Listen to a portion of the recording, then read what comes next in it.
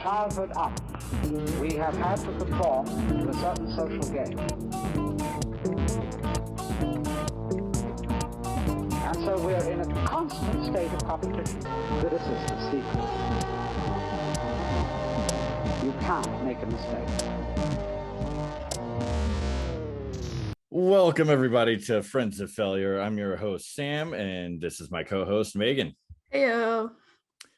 Welcome to the first episode of 2022. I hope everyone had a wonderful holiday season and a happy new year. I guess for us, we got a freezing new year. I think they said it feels like 3 degrees outside with the wind. Yeah, and the irony or global collapse, however you want to look at it, Christmas was 85.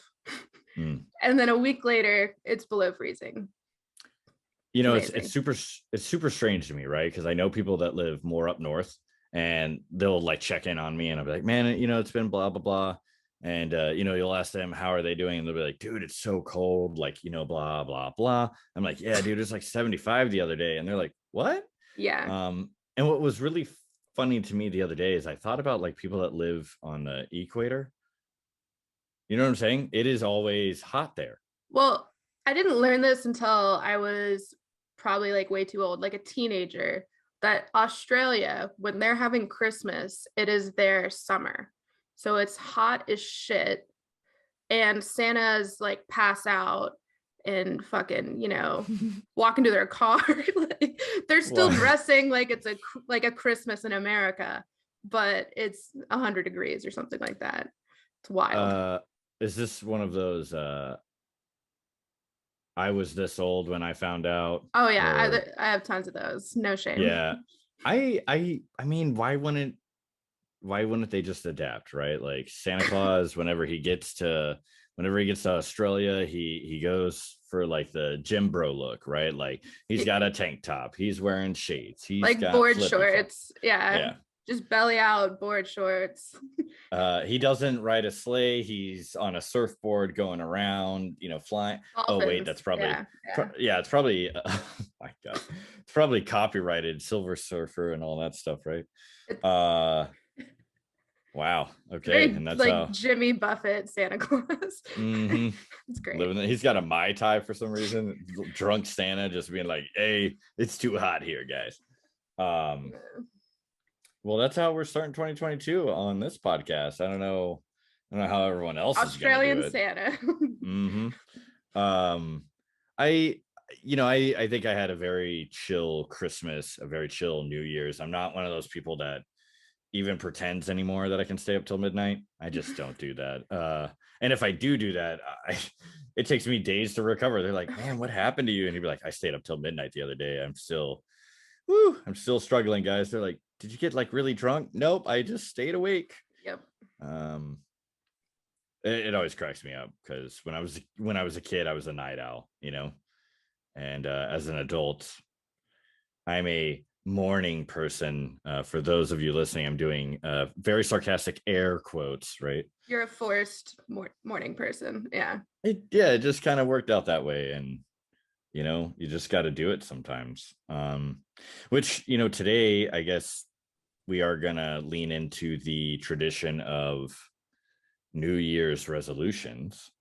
RIP to all the people that have already slipped and falled. God, day 2, because we're recording this on the 2nd. I mean, my heart goes out to you. I feel you. Like if you've already, because this will come out a week later, you're a week into the new year ish, and you've already fallen off. It's okay. It's all right. For all the people who, you know, when I go to the office, I'm not going to be mean to Janice, right? I'm just not going to be mean to Janice. And on day 3, you know, she's Janice, a real bitch. She just really got under your skin, and you snapped, right? Maybe you smashed a coffee mug, or you ripped the door off the microwave because, you know, Janice let a pot pie explode in there, and it's just a very typical New Year's resolution to not commit office violence. Everyone named Janice is gonna like, email us and be like, what did I do to you? I don't know if we have any listeners named Janice, and that's not to offend anyone named Janice. Yeah, Janice, if you're listening, please reach out to us. We'd love to have you on the show. Except Janice from Mean Girls, which that's what we did New Year's Eve. Made my husband watch that with me. It was great. Is that like a traditional? No. Is that like, that's just a, you know what we're doing tonight? I mean, it happened to be on. Honestly, it's like the dumbest route to watching it. It's not that we like put in the DVD or we put on a traditional streaming service. We found out that we get free channels on our smart TV. We've had this TV for like 4 years. We found out there's free channels on there and Mean Girls happen to be on there. And then we just sat and watched the whole thing once it started. Like it. I'm assuming with commercials. Yeah. Oh, okay. Like it was like watching cable again. It was really weird. Yeah. Weird also that it wasn't even 10 years ago. Most of us had cable or, you know, a TV subscription. And now really over the last 5 years, it's just turned into madness of how many different streaming services can we come up with? Right. I'm just waiting for the streaming services to go to war over copyright disagreements. Yeah. And then people get smart enough that we just stop. Stop subscribing. Totally dissociated in the middle of that because you said it's been 10 years. And then I realized 10 years ago, I graduated from fucking high school. There it is. Holy moly. So I'm going to go fade into the nearest wooded area I can find. And that's the end of our show today. I hope everyone has a wonderful new year. Just for the year, I'm gonna avoid that reunion. Do people even go to that shit? Like that's my New Year's resolution, is avoiding that like the plague. The people that I like from there, which there's like 3 of them, that's all I need. I don't need to see the rest of them. I mean, the reality is with Facebook and Instagram and all that stuff, the people people are there for the most part. I've always said to myself, one, the 10-year mark for me was a while back, and I don't think I got invited to anything, which whatever. I would have declined, right? But that would be the only reason I would really enjoy going to a like high school reunion, is to see all the people that never got onto social media. And just be like, what are you about? Like, how's it been going? You know, blah, blah, blah. They're a true mystery. And the other people, if you're still on Facebook, you see constant like updates until you unfriend them. Yeah. We only know the versions that they kind of portray, you know. I mean, we're all guilty of it. No one's waking up first thing in the morning being like, look at how miserable I am when I first wake up. It's 12 degrees outside. Yeah. Just hashtag realistic, and I'm like completely disheveled. I think so. I don't want to act like I'm better than a 10-year reunion. I'll go to a 20-year because I feel like that's substantial change. Right now, like all of us are at the end of our 20s, still kind of figuring it out. I don't think any of us need to see each other in that. The painful truth of reunions, probably back in the day too, but for sure now, is the only people that really want to go, I think, are the ones that are like, I'm this level of success and I want everyone to know it. Oof. Because I don't feel that people, I don't feel like people go to reunions to be like, oh man, like there was this one point during my 20s where I was about to basically be homeless and I was living in my car, and like I ate out of a McDonald's dumpster.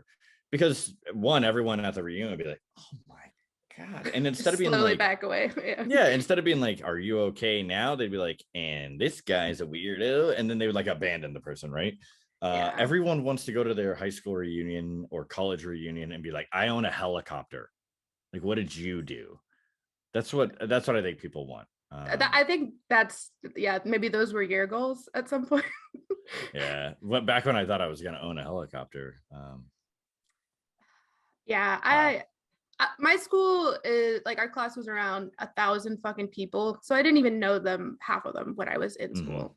So I'm good with not seeing them for another decade. I'll add that to the list of resolutions. Not seeing people I don't want to from high school for another decade. I did see, a dude from high school in a liquor store on Christmas Eve. And like there was a quick eye contact and then me whispering to my husband, we need to leave.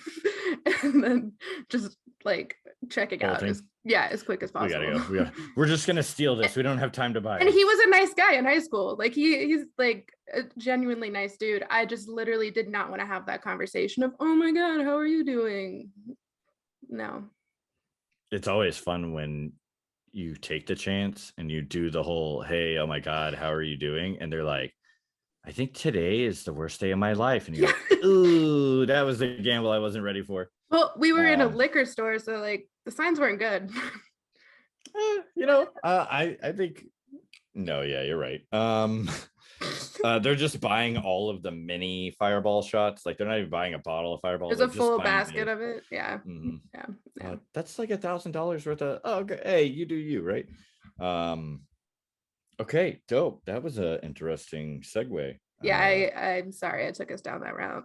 Hashtag F high school reunions. Mean Girl style.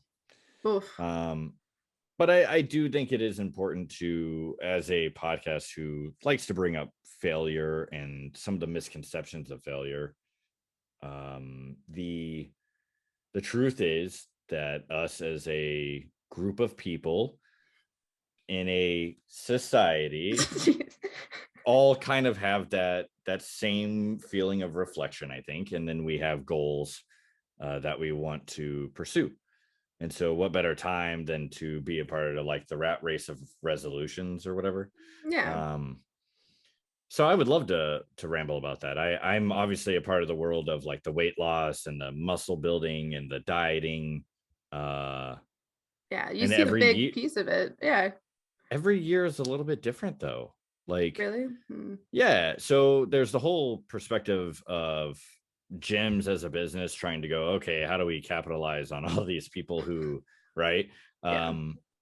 But as a trainer, I mean, of course we all have to make money and we all have goals in terms of our financial situation, but as a trainer, the only thing I ever really want is just to see someone take something away from our time together and then they utilize it however they want. So the hard part is when you are a individual who is, let's say I'm going to go to the gym and I'm going to lose weight. And you do that the first month of the year, very few people realize, unless they're a part of that community, that November and December, people are signing up gym memberships and they won't use it until January 1st. So they're on like January waiting. 1st, yeah. So they all wait for that one day and then it is packed, right? Usually, well, I guess not the first like week of January because there's still a lot of people out and about. Or like today I went to the gym and there was just no one there because it was, freezing, 19 degrees. Yeah, we literally went from 65 yesterday to it's below 19 today. I don't even know what it is right now. And so of course it's empty, but there's a lot of us that we have to go to the gym based on our work schedule. And so it's usually a morning rush and a late afternoon, evening rush. And that is horrifying for people that already don't feel like they belong in a gym. And so these people will be like, by the end of 2022, I'm going to lose X amount of weight and I'm going to develop the habit of like, the gym is my life. And then they give up because it's overwhelming, too uncomfortable. Yeah. I'm one of those people. I used to go with my friend a lot when she lived with me. And it's not that I dislike it, but I am a socially anxious person. Mm-hmm. So I don't want to look at people or have them look at me while I'm doing something I don't find like super appealing. Like, So when I worked out in the past, what worked for me was working out from home. That worked perfectly. But even you can fall off of that. It's at the end of the day, like you said, it's a lasting habit that you have to make an impact, which is hard. You have to make yourself do it. And any kind of New Year's resolution, the thing that changed for me a few years back is having the mentality or developing the mentality of you can start a goal end of March and just attack it, right? Just, Yeah. hey, you know what? Like, I don't want to eat I don't want to eat chips anymore. I eat too many chips, right? I don't want to eat chips anymore. Starting tomorrow, I'm done. But where it gets really difficult, I think, too, sometimes is that buildup that we have in our brain of, it's the week before Thanksgiving and you're going 2022, I'm going to lose weight, but I'm going to wait. And so now you just start building up this dread towards your goal because you have this 6-week period of, oh God, what am I going to do? And instead of taking the time to calculate a strategy or a realistic like step to it. or Yeah. just, or have like a plan, right? Like come up Yeah. with a plan and have fail safes and whatever. Because there's plenty of protocols created by people out there, but you have to take what you can from whoever and create your own. You got to This is how adjust I'm. it. Yeah. Yeah. And I like the fail safe, and also like taking that word and changing it to like, what happens when I fail? Because some people just throw the whole thing out the window. And I've done it before. Like, I'm entirely Me too. guilty of it. You just go, all right, well, I fucked that up. So let's just fuck it up some more and then never Mhm. speak of it again until next year. And then I'll do it again. But you should be able to, it's what I've been teaching myself over the past year or so as I'm trying to like get out of some habits that I fell back into. And it's just, oh, fucked up a little, that's okay, keep going. Mhm. And it's not as bad if you are nicer to yourself on that. It doesn't have to be at this all or nothing absolute. And that's what I'm trying to gear up for my expectations of this year, Mhm. hopefully. I 100% support that. I have had clients before where they're like, wow, like you're in really good shape, or like you can do this, you can do that. And I'm like, you can too. You just have to work your way towards it. But where people will look at me in the gym realm, where that's my happy place, right? Like I'm so conditioned and so comfortable. I feel like I can almost go to any gym and be like, this is my gym. Like this is where I belong, right? But that took, well over a decade of time. And there was a point in time in my life where I would go into new gyms and be like, oh my God, like, what am I doing here? I don't belong here, whatever. But where people will admire my ability to like go into a gym and whatever, they don't really know the aspect of, you know, I had a lot of lacking in emotional intelligence. I do not do well with a lot of my relationships in general because selfishness or whatever it is, right? There are always going to be things that are weaknesses for people, There's other right? areas, and Mm-hmm. because your outer appearance, like your physical, the first thing people see, they just assume like you're good everywhere, right? But Mm-hmm. everyone has flaws, everyone's working on things. Yeah. Well, and it cracks me up too, right? There are people that I've helped out where they're morbidly obese, and I'll be like, well, hey, like I really need to know, do you have heart issues, do you have this, that, and the other? And they'll be like, look, dude, like I went to the doctor a month ago and everything is good except I'm just really really overweight. And I'm like, no kidding. And they're like, yeah, dude, like my blood work comes back good, like my joints hurt, but again, because I'm overweight, whatever, Yeah. but they're good, right? And then you'll look at people who again, it's misconceptions where they seem really lean, maybe because their metabolism or whatever, but they eat really bad, and then they have Yeah. like a family history of genetically they have heart conditions or they have Yeah. blood disorders or whatever. And it's so wild because the TV, right, the social media, the stuff that's like force fed to us. I Well, mean, body image of what they think you should look like, and then that means you're a picture of health in and out. Yeah. it's insane to me. When I was younger, I was pretty lean. I just had a really high metabolism. I'm a small guy. But if you look at my abs, one side is just straight and the other side looks deformed. Like my top right ab is kind of up and towards my rib cage. And so I would see all these movies with like superheroes and like, all those like TV shows where everyone's like half naked all the time for no reason, but they're like, it's showbiz, baby. No one ever had like It goofy didn't look looking. like you. Yeah. Right. And as I got older and I started to really embrace the reality, whether it's a growth in mental health right? You don't have to have mental disorders to improve your mental health, right? Yeah. And I think you already touched on self speak, right? The way you talk to yourself is huge, and no one teaches you how to do that. You just have to decide that it's important. And it's really hard to change, because if you grew up thinking you're not good, I don't like how I look, like, especially like as a woman, I'm not saying that men can't have all these crazy body expectations, but as a woman, it's also constantly changing of what your body should look like too. So like when we were growing up, the 90s, early 2000s, girls were supposed to be rail thin, like super skinny. Paris Hilton. And yeah, Paris Hilton, size 00. And genetically, it was not in the cards for me. Even if I like didn't eat, I could not achieve that. But that's what I tried to do. And it just created, a pattern of failing, getting back onto something, failing, like a yo-yo scenario. Mhm. Because I was always trying to be something I wasn't. I think recently, like, I'm coming around to figuring out I can manage my weight and body without creating a crazy expectation of it, which I think is Yeah. probably what you came to in your own way too. Well, it's funny to me too. Like we went bowling yesterday, probably like not early morning, but around like 10 a.m. It wasn't super crowded. But while we were bowling, we saw highlights from the strongman competition, and it's so funny because these people are animals. I mean, they are doing things that I just can't wrap my head around. What the dieting is like, what the conditioning is like, right? It's just way out of the element of where I ever want to go. And what's so funny is they all kind of have a gut. They all have like a rounded stomach that a lot of people would call like a beer belly. But really what it is that in order to be able to be as strong as they can be and to function, that's just a body type they end up with. Right. And Yeah. so when people are like, hey, I want to be super duper strong, but I also want to be,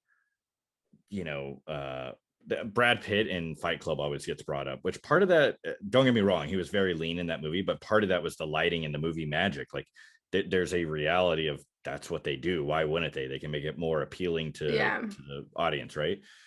And it just cracks me up because I'm like, you can get pretty lean and stay pretty strong, but it is absolute madness if at some point as human beings we're gonna get old, right? Great, right? There's gonna be times where you're gonna create these crazy expectations of yourself, and it's like you said, maybe not in the cards. But if everyone can find that place where they feel good. I think the other thing, like you kind of were going into this point, is if you keep making goals, and I was kind of doing some research on history of New Year's resolutions and stats behind it, but if you keep making goals that aren't truly what you want, like I don't actually want to be a 00. I just want to feel like that because that's what everyone else wanted me to feel like. Mm-hmm. It's never going to happen because at the end of the day, like it's not what you actually want. And this goes beyond like weight loss and body stuff too. If your goal is I'm going to eat keto for a whole year, this is not a shit on keto. It's just I'm picking a diet.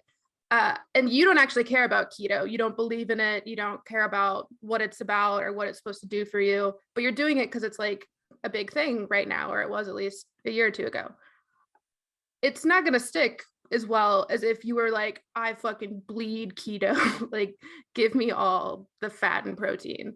So like, you know what I mean? You have Mm-hmm. to have some kind of meaning and depth to a goal for you to actually care enough to put in the effort you're going to have to put in. There's no goal that can be achieved fucking sitting and doing the same thing you were doing the week before. Yeah. A buddy of mine said it probably like 2-3 weeks ago of if you create a goal and you quit, and I don't mean like stumble and fall and then get back up and try again, or even if you stumble and fall, take a week to recoup, replan, and then go after it, right? You're still, it's part of the process of growing. You have to kind of stumble and fall.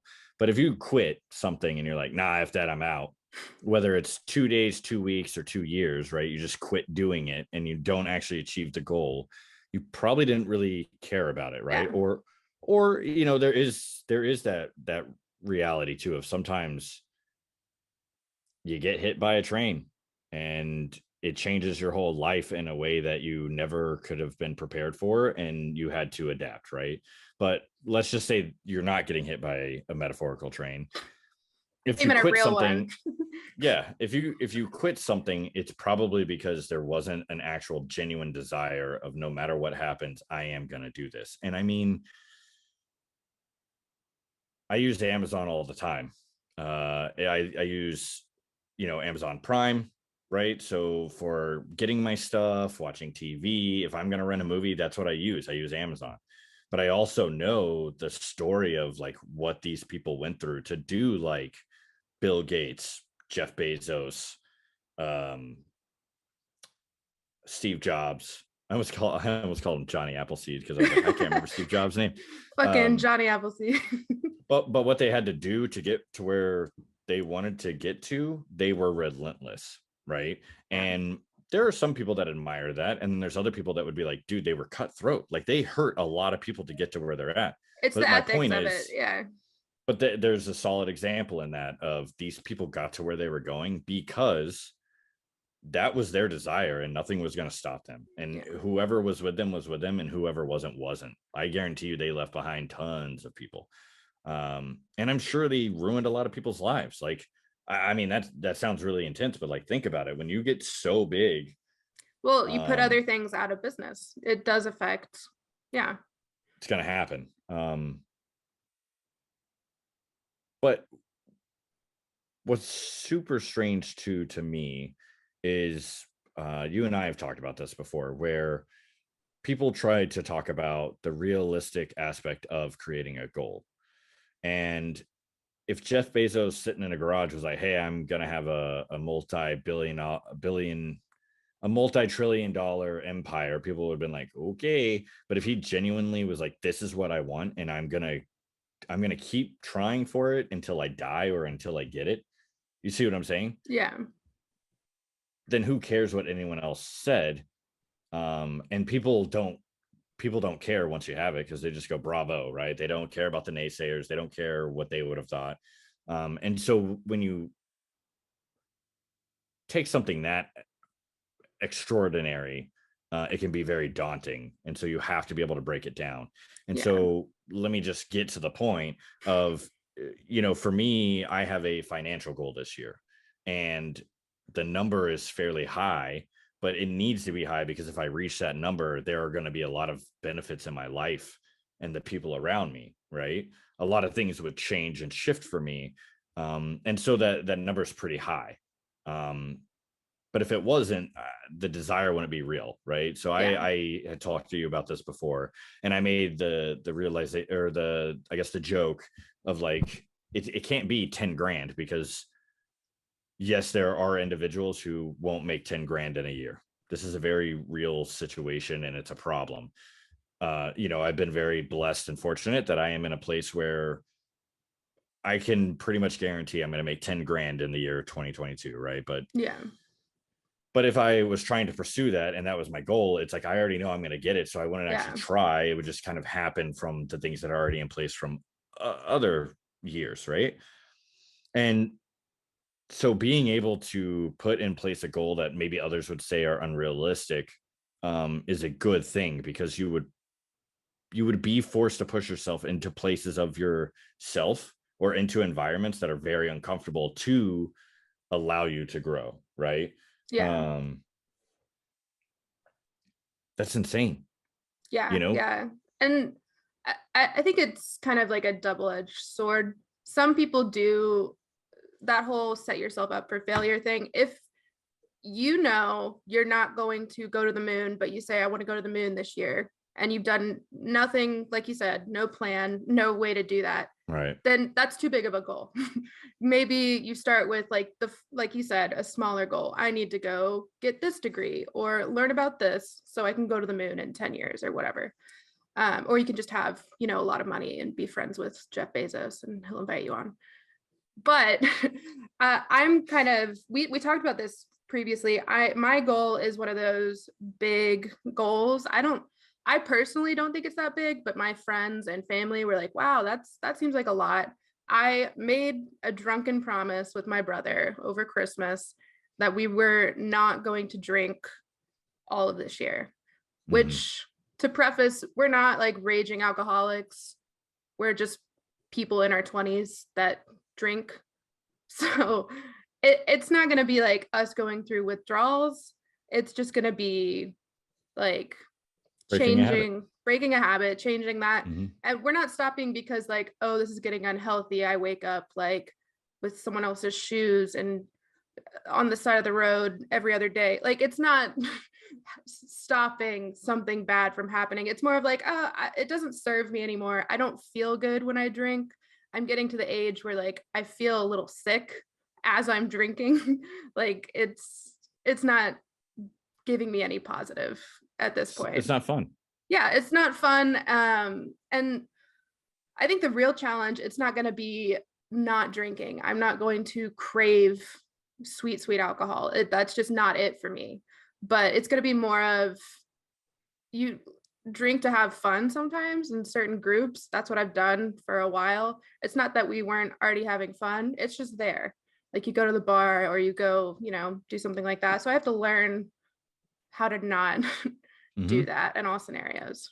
It's a real thing for a lot of people. Like you said, in your 20s, like, people go to college, they do military, they, whatever. And,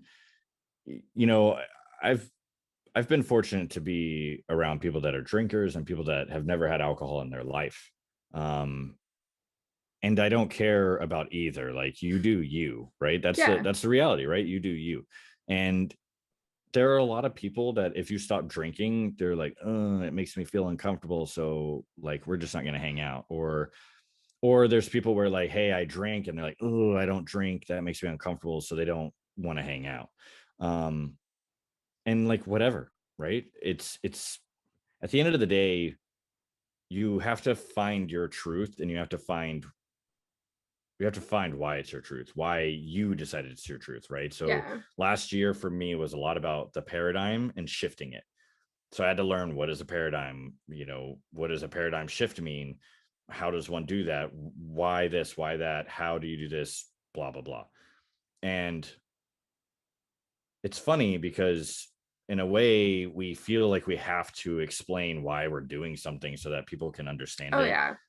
But they're not ever going to be inside your head, right? And so, it leads back to, I think you genuinely know that if you don't drink for 365 days, you're going to feel better. Yeah. Unless you start drinking Coke all the time, or if you replace it, or I'm being serious, right? So no, like, it's true. I could replace it with something else. There are people who are like, hey, I'm not going to ingest sugar. And people are like, ooh, like, how are you even going to do that? And one, they really have to pay attention to what they're doing. They add sugar to everything. Yeah. I mean, if you looked for it, you could find meat where sugar is added to it. It's crazy, right? But so for some people, not drinking for 365 days, or even for the rest of your life, would be insane. Why would you do that? Because they have no desire to do that, right? But whatever it is that you are trying to obtain, one of the funniest things that helped me learn goals was, what is something you want financially? And I was like, I want to be a millionaire. And I don't just mean like one time I have $1 million in my bank account. Like, I want to consistently have a few $1 million that are just like there, and regular blah blah blah, right? I'm a big believer in creating passive incomes. They're like, okay, you want to be a millionaire, start from the point of the goal being completed, you are a millionaire, and then break it down all the way walk into it back today. Yeah. And dude, you sit there and you're like, what? And they're like, yeah, like, sit down and genuinely think about it. And the first time I ever did that, I don't remember how long I tried to sit there staring at a blank piece of paper, but I did not get very far. And I basically was like, I guess I'm never going to be a millionaire, right? And I had to come back to it, right? Yeah. And so, it always boils down to, the best people to learn from are the people that have done it. Talk to a millionaire and be like, how did you do that? And they're like, well, first, and it never starts out of, well, first I got a job and I was a millionaire, right? It's in my 20s, I did this, that, and the other, and this happened to me. And when I recuperated from that, then I went and did this. And throughout my 30s, then this happened to me. And you're wondering to yourself, oh, this is gonna take a while. And they're like, oh, yes. Yeah. And it's wild because we hear about all these, we don't even hear about a lot of them, but we hear about this 18-year-old made millions of dollars on TikTok. Like, oh my God. That is not realistic. And it's just another form of lottery. It's gonna be me. Wow. It's gonna be me. Right. And I just Britney Spears off the screen. I was just gonna add, I do know someone that for more of like the recovery reasons hadn't drank for the last year. And I could go talk to him because it's the same goal. The same end goal is to not drink for a long period of time. But our circumstances are very different. So where he could give me tips and like how I got through this, it wouldn't be the same because I don't have that same, I do have an addictive personality, but I don't have that with alcohol. I didn't really form that need for it. So it would also be different. So just adjusting knowledge you get from others, like anything, into your own goal. Like I think you said it earlier, picking and choosing some things into your own kind of structure. And then like both my brother and I have genuine bigger goals behind the goal. Like if that goal seems big, there's bigger things behind that. He's about to have a fucking baby. That's a huge goal. So he wants to be healthy and focused for that. I just want to be healthy in general for things I want to do in the next 5 years. So alcohol is the the biggest thing that is just like empty calories and not good for, your organs and shit. Just not great in general to put that in your body. So it was kind of the first thing that I could go, I can rule that out. And not that I think it's easy, but I think it's the first step to me doing a healthy diet, getting back into like a workout routine and shit like that. It is super crazy how if a person who, let's say they have some beers every day, or they have like a whiskey after work, or whatever their poison is, right? A bottle of wine after work, right? Yep. Been there. Yeah. It's strange how much you'll notice that a lot of what feels like being really heavy is a lot of bloat. And so once the bloating goes down, that's one thing, but then it's also, these things are dehydrating you perpetually, right? And unless even if you're trying to counterbalance it, like all day long, you're drinking a gallon of water and then you drink your bottle of wine, like you'll be more hydrated. You're probably going to pee the bed, right? Like that's a reality. But you see what I'm saying? Yeah. It's a subtle shift that it definitely can be a starting domino that changes things. I think it's kind of fun to think about around this time of the year, things that I had accomplished before, right? And how it was when I was 20 years old trying to do resolutions and never meaning it ever, right? So I failed every single one of them. I can't remember any of them. It's not like I wrote them down. It's because they just fade away, which is, I was trying to think before this episode, what have I done that I've actually met that was a literal like New Year's there's not a single one that I can remember. There's a few, like I know I was always trying to be in better shape, but there was no, oh, checkbox, got that. Right. No, 100%. And I guess fairly similar to me too. A lot of the goals that I've ever completed, especially as of recent, would be goals that had an accountability aspect to it, usually an accountability partner, right? So I did that 75 hard with my brother, and it was like, it wasn't anything other than I am doing this. This is who I am for the next 75 days, whether I like it or not. And by the end of it, I mean, I was very vocal with my brother of like, this is fucking stupid. I don't know why we're still fucking doing it. I don't want to fucking do it anymore. Fuck, right? And then we finish it and it was like, hell yeah, we did it. But I will never forget, especially towards probably the last 10 days, I was over it. I was so tired of it. I was so tired of peeing all the time. I was so tired of, like, I couldn't go and just eat one Reese's Pieces, right? I wasn't allowed to have any of that crazy sugary whatever. I wasn't allowed to like drink alcohol. I wasn't allowed to not work out. I couldn't take a rest day because that was the whatever. Yeah. But it was really important to me, one, to be able to do that, but two, I had made, like a promise to someone that was really important to me who was also suffering it. And we both knew the consequence was if we stopped doing it, we both had to start over. It wasn't Oof. like it wasn't a you quit and then it's just like, we didn't make it. It was now you both have to start over and you do this until you complete the 75 days. I was not going to do that. And I don't think he was either. So neither one of us, we bit the bullet, right? Obviously, the parameters of that 75 hard are very much meant to kind of force you to change physically, Yeah. but it really boils down to any goal that you want to accomplish is a mental game. Yeah. Yeah. And it's forcing yourself. It's what the first like 3 months, 60 days, something like that, that you have to change a habit. It's forcing yourself to fucking do it. And then it becomes easier because you're already kind of in it. Um, But you and got to know why, right? You yeah, can't just be like, I'm going to do it. You have to have a desire. And then why yeah, do you have that desire, right? it always goes back to that, or it's going to be meaningless to you and you'll just drop it and continue on with your life. And for this goal, for me, it's meaningful for myself. And then we don't have an accountability thing, but I'm going to make one up. It's definitely not going to be repeat a whole year because it's just going to go on for eternity if that seems like a dangerous game. But there's going to be something and it's going to be cruel. I don't know. We'll figure it out. Yeah. And it has to be a thing where it's a co-op mission, right? It's It not a affects you both versus people. I. Yeah, yeah. Right.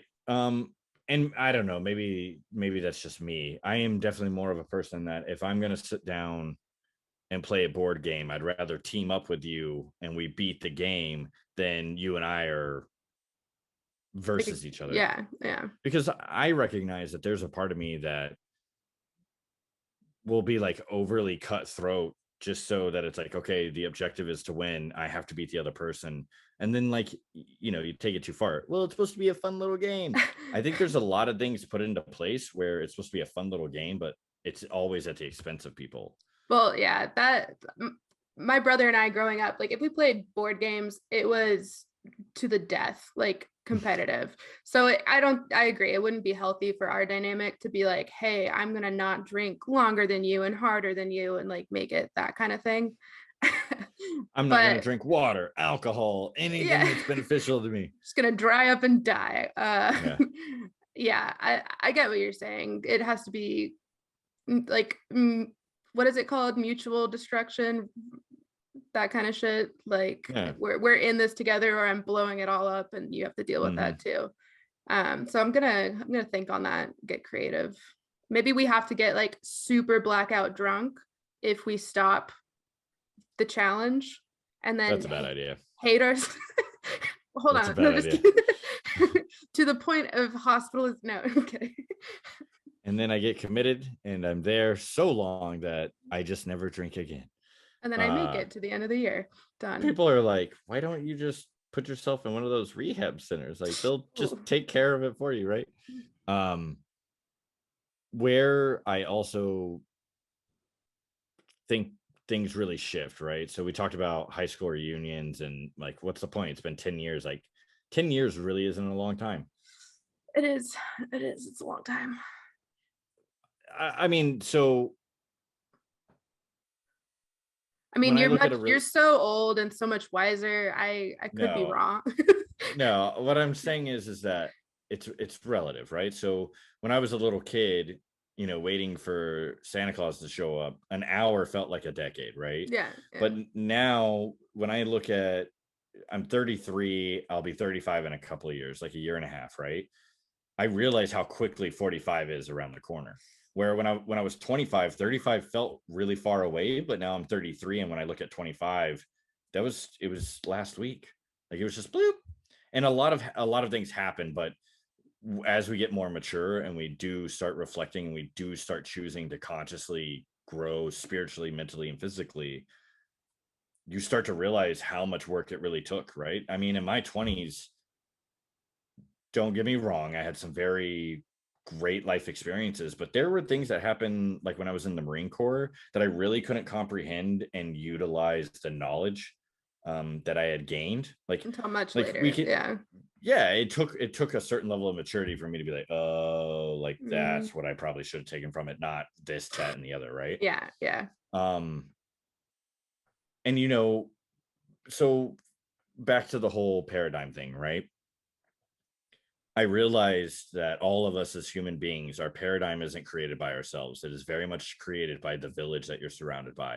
It is created by the environment. It's created by the people. It's created by um, the situations that occur during those years that it's being created. And I think it's all the way up to the roughly the age of 7.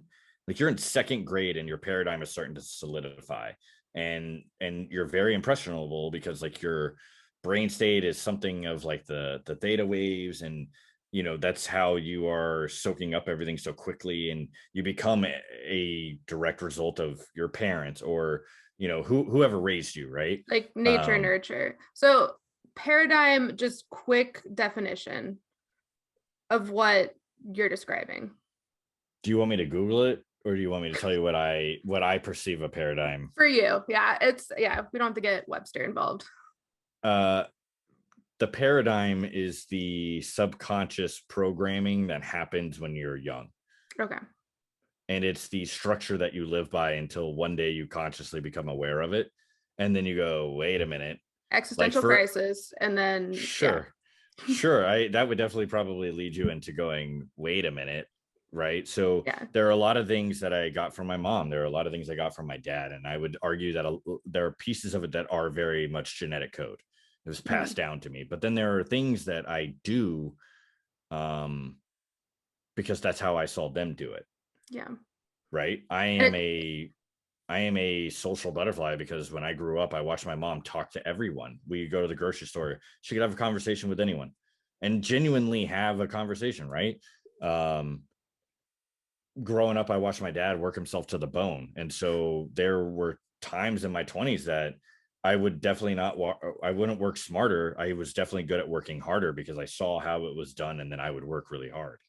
Um, and, you know, it was a different time, right? So what they learned and what they had to apply, they were just trying to survive. And as kids, we just assume adults know everything. We grow up and we get to a point where like mom and dad don't know shit. And then we get to a point where we go, man, I'm really grateful mom and dad got me to the point that I could enter my 20s. And then you get to a point where you go, Then you go, yeah. holy Christ, not a single person on this planet has any idea what's going on. Yeah. That's when you realize, I think that's probably like your mid 20s to like late 20s when it clicks. Oh, my parents are people. I like them. They're my parents, but they're also flawed. Like They're they human are, beings. and that there's nothing wrong with that. I'm not saying I have a negative outlook on them now, but like I think you probably experience the same thing. You kind of worship your parents for a certain age when you're super young, and then maybe like it's extended if you're lucky, like into your teens and stuff like that. And you fucking have this crazy picture of what they are. But then things happen, you grow, they grow, you start to see like the cracks of reality a little bit. And it's the same with other like older family members. I think we've talked about that before, where you just go, oh, wow, I didn't realize that was happening because I was a child, but okay. Santa's not real. Mom and dad have their own personal issues. Oh, fuck. Spoiler alert. So He sorry wasn't ready. for the 9-year-old that's listening to this not God, child. Be like, why is your mom and dad? It's strange too, because I eventually had this really strange time of reflection where you do have the acknowledgement and then you start to resent things. Mhm. And I was very fortunate that I never forgot to be grateful, and I am very, very grateful. Even if you hate your parents, you can be grateful that they fornicated and created you. You can be grateful for that. You would not be here if it wasn't for that fact. True. It's, I mean, sure, you could be I a mean, test tube baby, but I know people that are like, why was I born? Why did you do this to me? I think it's an extreme way of just saying they don't like their parents because they're still here, like they're still doing things. But yeah, so like there was a point of resentment of like, why did you do this? Why did you do that? And that's what led me to the point of going like, oh my God, they're human beings, man. They're Mhm. not superhero. Just because they became a mommy and a daddy doesn't mean that they got all the answers to the world, right? It's And what honestly the easiest thing to do, like get pregnant. but then even more wild to me is once I had the revelation of, like you said, they're human beings, you realize that it's probably a very painful moment, but I think a very proud moment if a parent can realize that their kid outgrew them. Like, wow, my kid got to a point where they didn't keep making the same mistakes that we did, Yeah. right? And even if the kid didn't learn from watching their parents make mistakes and maybe repeated same mistakes that the parents made, they learned from making that similar mistake and going, oh, wait a minute, this is why it's happening. And you'll hear a lot more about it of people breaking the generational Yeah. cycle. And I always find it funny because I'm pretty sure Denzel Washington said it. And I don't know. I thought it was funny because there is this weird level of worshipping that happens with celebrities in our globally this happens, I guess. But he basically was like, it is not for the weak. There's a reason why a lot of people, there are people that probably go, oh my God, like this is a perpetual problem that for generations we've had and no one's taken the time to like figure it out and resolve it. Well, I'm not fucking doing that. And then they it's it's a hard task, and I've had this conversation with someone close to me recently, and I think it's our generation and younger. We are all about, I want to break kind of the chains or the all of this passed down trauma, or this is how we raise kids, even though it's flawed in some ways. uh you have to actually do the work on yourself. You can't just say, I'm going to do it on the kid, I'm going to make sure the kid is good. You have to go, oh, I should probably accept that I'm flawed. I need to seek help, whether that's a therapist or talking to friends or like something to get outside of your own mind and work on yourself to fix it, which like back into resolutions goes into like a whole bigger thing. That Mhm. is not something you can just do for a year. If you're going to have a kid, you have to do that continuously. You can't right before the kid's born go, oh, I'm fixed, I'm good, I'm going to fix the whole thing. You have to, as they grow up, be like, oop, caught myself, that was bad, I fucked that up. I got to go Yeah. admit to the child that I fucked it up so they understand adults can do that, and then try to fix it and just keep doing that. You have a good point of there is no end to it. Most goals. So when I was younger, I always had the question of, so and so is a multi-millionaire. Why are they still going to work 12 hours a day? Why are they still trying to make more businesses? Why, like, they made it, they can just be comfortable for the rest of their life. And it's because the goal doesn't ever stop. There are things that you cannot perceive now because you haven't gotten to a certain level of expansion of self to go, oh crap, like I can walk through this door. And so what's strange to me is the only thing that I'll bring up is there are a lot of people that it'll be like, hey, what is your goal in the gym? And they'll be like, hey, I want to lose X amount of weight. And he goes, okay, great. Why do you want to do that? And they're like, well, one, like I'm getting older and it hurts. And I definitely feel you on that. And then two, it's like, well, once I do that, then, my life will be back together. Right. And so you'll ask the question of like, well, how do you think you're going to do this? And they'll be like, I'm going to walk on a treadmill every day for 365 days. And you go, okay, and what else? And they're like, no, that was it. The And whole thing. right. And so what I learned from being the one who's like trying to help people perceive, hey, it is dieting, hey, it is consistency, hey, it's also got to be lifting weights, and here's why. That whole thing I have to learn in like the financial world. So there were a lot of people when I was growing up that had the mentality of like, if this breaks, we don't know how we're going to replace it. Right. There wasn't a mentality of abundance. It was a mentality of limited resources all the time. Yeah. And even if even if those people got to a point where, hey, things were a little bit better, still everything was really limited. Everything was very It's I I don't want to use the word like a poor mindset, but it was like the we don't have anything versus the you can have everything. You do have everything that you need, and you can keep growing, you can keep building. Yeah, it's the same. Like I watched my dad fix a 20-year-old flashlight over Christmas, and I was like, just throw it away. You can go get another.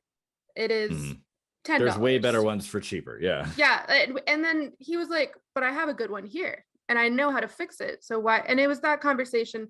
No one's wrong, no one's right in it. Like either way, it is literally just your priority. And we could get into the whole psychology of the greatest generation and how them living through the Great Depression impacted the boomers. And that's why our lovely boomers have their hangups and issues, because they were raised by people that were like, we literally have no money. You're not going to eat. I'm going to have to sell you so I can survive. Right. And then the boomers were like, oh, we have a little money, but you never know what could happen, because mom and dad talked about how fucking bad it got. So we need to stockpile. And that's why all the boomers, some of them, I'm very much generalizing this whole thing, have so much fucking money and are retiring and they're buying up all the houses. And then our generation is like end stage capitalism. Nothing matters. I will save the amount of money I deem, important to me, but I'm not gonna, act like there's not enough. Like I won't be able to get enough to survive. I'm not going to deprive myself, like you were saying. I talked to a friend, this was years ago, and I guess we ended up on a conversation of things that our parents did that, hey, it is what it is. But when we got older, we were kind of like, why did they do that? And he was like, my mom would eat raw potato. Like she would just cut it up and eat it. And I was like, why? I was like, why? And was she like, Russian? Like, that's intense. No, she grew up. She was raised by people that they were so poor and suffered so bad that it was like, you boil potato, you eat it raw, you eat like potato all the time. And so, you just get to a point where it's like, hey, I'm just grateful I get to eat. And what's so crazy is that we all have that one thing where if somebody found out about it, they'd be like, you like that? And you'd be like, yeah, dude, I don't even know. I mean, there are people who genuinely they can't wait to finish a pickle jar so they can drink like the pickle juice from the jar. Like that's me. Yeah. Right. And so that's a more common one, right? There are a lot of people who I think it's only common in the South. Like everyone else is like, what the fuck are y'all doing down there? That makes no sense. Sure. But they can deal with it, right? Or like I'm one of those people that if I have scrambled eggs, I could put mustard on it, I could put ketchup on it, I could put mayonnaise on it and still enjoy it. And I get why people think it's so disgusting, and I don't do it all the time, but like ketchup makes sense, but the other two, well, so people will be like, why would you put mustard on your scrambled eggs, right? And I'm like, well, there's turmeric in mustard, and turmeric, even though you would want to get, it's not high levels of turmeric, there's still the natural. So yours is more of a health mustard. Yeah. But I also like mustard. So I'm like, whatever. Right. And then, of course, mayo, people are like, what would make you put mayo on scrambled eggs? And when I was younger, I would make scrambled egg sandwiches. So you would have toasted bread, you put mayo on it, like just spread it on the bread, and then put maybe like a slice of cheese or shredded cheese, and then put scrambled eggs. And I learned that I really like the mayo-y egg texture. And I'm sure there's people vomiting in their car right now, like listening to this, but it makes my point of, for some people they'd be like, I might try that, and other people they're retching, But to circle all the way back, that is generational trauma that you like mayo and eggs for some reason. I'm just gonna say that it is. It was the only thing I ever got from my childhood. No, I'm kidding. Jesus. Wow. But it is what it is sometimes, right? And I do think that there is a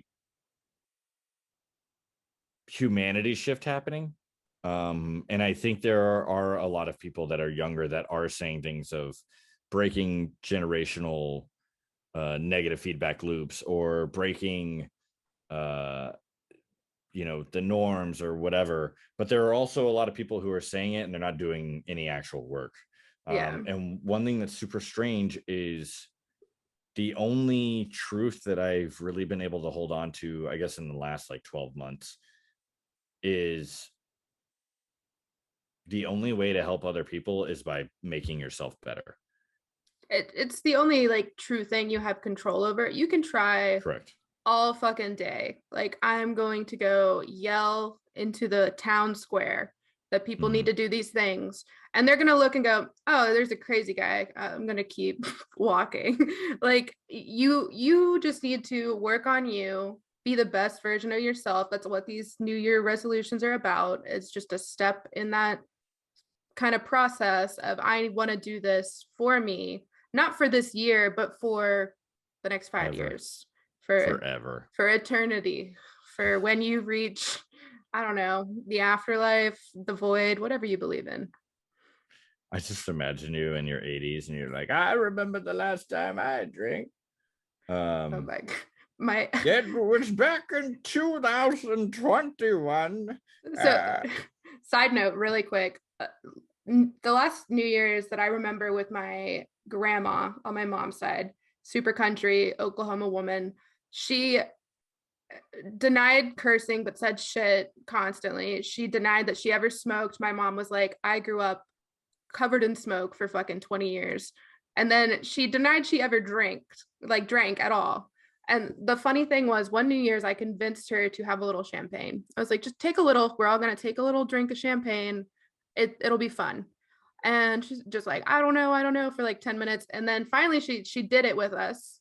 I peer pressured my grandma into drinking a sip of champagne. And then she was like, my nose is tingling. It's going numb. Like, I'm drunk. I'm like, there's no fucking way. That's gonna be me though. At January next year, fucking year from today. I'm gonna wholeheartedly just back up all the things you say. Yeah.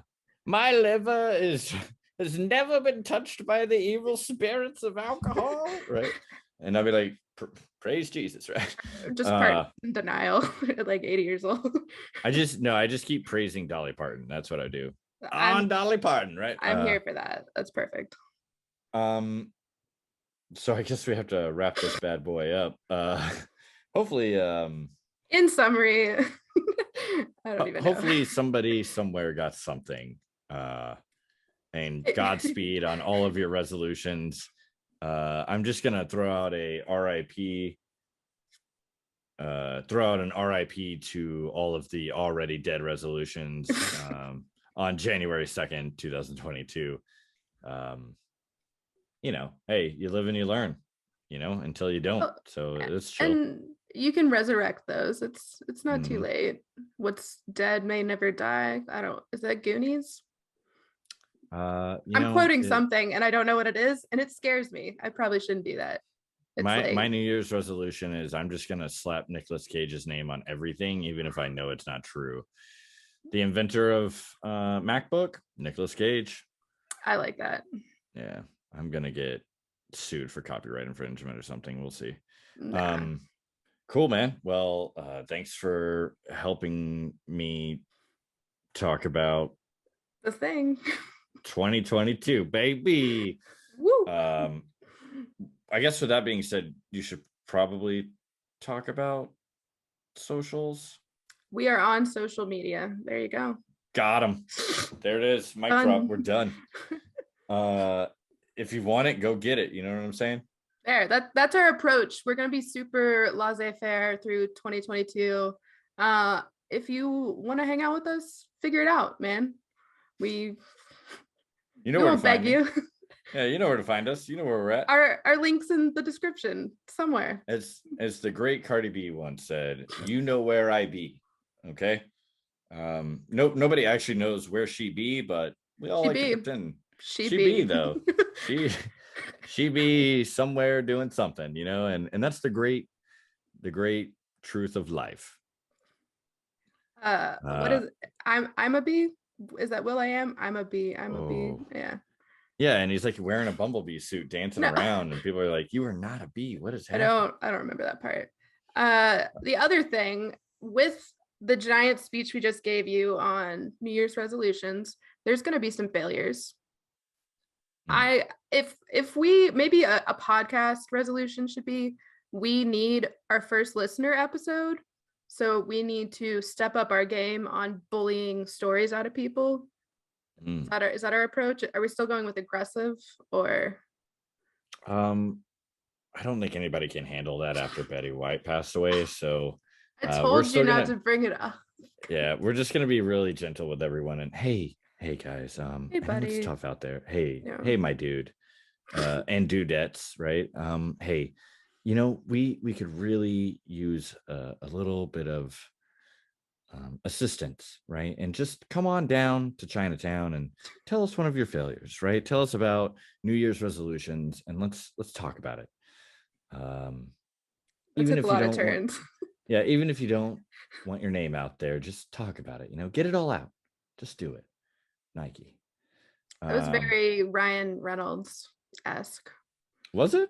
Yeah. Oh, wow. Yeah. I'll wear a Deadpool mask next time, because that's literally that's all Ryan Reynolds is Deadpool. Every single movie he does, every Mint commercial he does, he could be at a charity being like, "Hey, I'm Ryan Reynolds," and it's like, nah, that's Deadpool. Like, he just doesn't have a sword. That's it. He's gonna find you and just take you out. You think so? Mm-hmm. All right. I feel like we've shit talked him before. But mad respect. He's super attractive, funny in one way. One whole way, but he's super good at that one good at funny it. way. Really good at it. Okay, so if you want to either let us know that Ryan Reynolds is going to murder us, or just send in your failure story, you can email friendsoffailurepodcast@gmail.com. friendsoffailurepodcast@gmail.com. Yeah. So easy.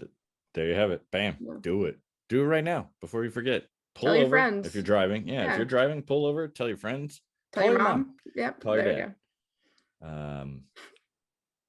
Wow, man, one day we're gonna regret all. We're gonna have to change our emails. Yeah. Okay. Right. I guess with that being said, you already know what it is.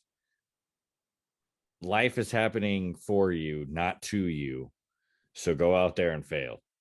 Show no fear. No mercy. Do it. Puss in Boots.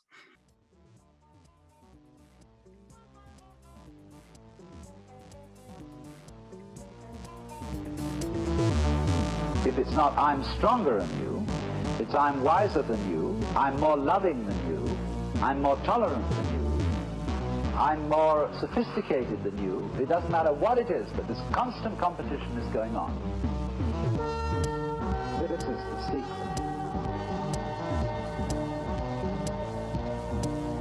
This is the secret.